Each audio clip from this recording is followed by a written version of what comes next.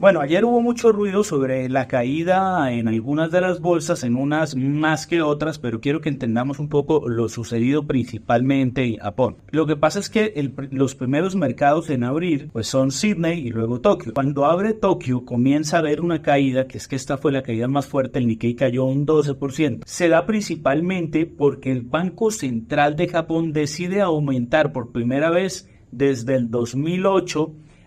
llevar la tasa a 0,25, que si la comparamos con otras tasas en el mundo realmente son muy bajitas, pero es que en Japón tenían durante todo este gran periodo una tasa virtualmente de cero, es decir, que tanto para los inversionistas, empresarios o la gente de a pie, solicitar un crédito no les costaba nada en términos de interés, no les cobraban intereses. Entonces, al aumentar del 0.1 al 0.25%, comienzan a moverse muchas variables y voy a intentar explicarlo de la manera más sencilla posible.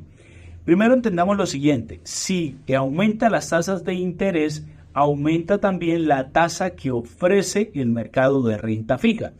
Así que quienes están en renta variable, por ejemplo, en acciones, cuando ven que pueden migrar a un mercado donde se les asegura una rentabilidad y ahora es más interesante, prefieren migrar de renta variable, donde hay más riesgo, a renta fija y obtener mayor beneficio ahora que las tasas son superiores. Entonces, primero, migración de renta variable a renta fija. Pero la percepción de ir de variable a fija no solo es porque se vuelve atractiva la renta fija, sino porque también se puede pensar que las compañías ahora van a tener que pagar más por su apalancamiento, por sus créditos, y esto se puede ver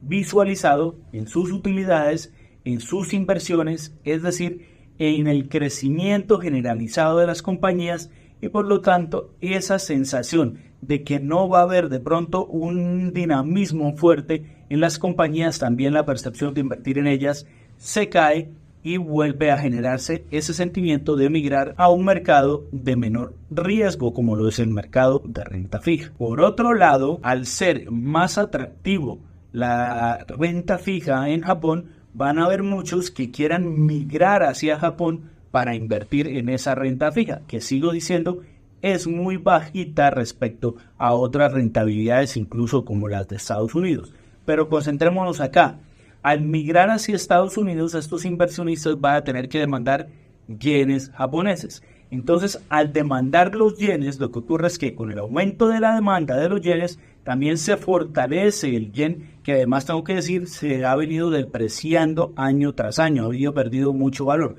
Pero esta apreciación genera también una situación en donde las empresas exportadoras pues van a verse menos beneficiadas. Entonces puede haber una especie de círculo vicioso en el que también, si las compañías van a reducir sus ventas al exterior, pues tampoco van a ser tan rentables, por lo tanto no son tan atractivas y se va también a querer sacar dinero de inversiones en acciones de estas compañías en la bolsa para irse a renta fija. Entonces, el cúmulo de estas situaciones hizo que al final el Nikkei, que es el índice que agrupa, es decir, el promedio de las empresas más importantes de Japón, pues tuvieron una caída del 12%, que realmente es muy alta. Como lo decía en el video anterior, no se veía desde 1987. Luego viene otro efecto, que es que sale las noticias de desempleo en Estados Unidos. Pero ¿qué pasa? Esta noticia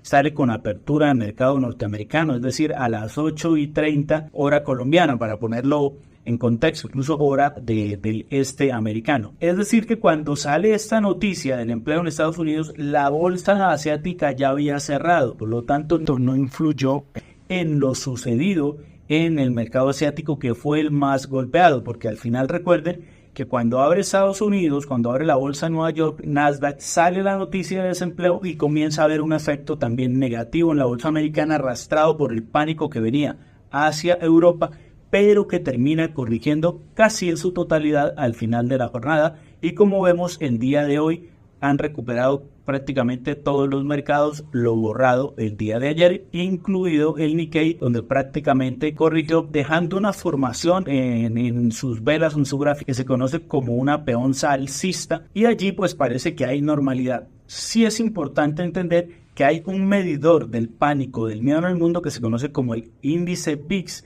y hay que decir que es un índice que está muy alto, casi que una sensibilidad no vista desde pandemia, aunque su nivel tope todavía ni siquiera se acerca a lo ocurrido en pandemia. Entonces, sí hay cierto nerviosismo, pero también hay que entender que lo sucedido ayer hubo mucho despliegue mediático, pero al final parecen ser movimientos más normales, incluso necesarios de corrección dentro de los mercados bursátiles.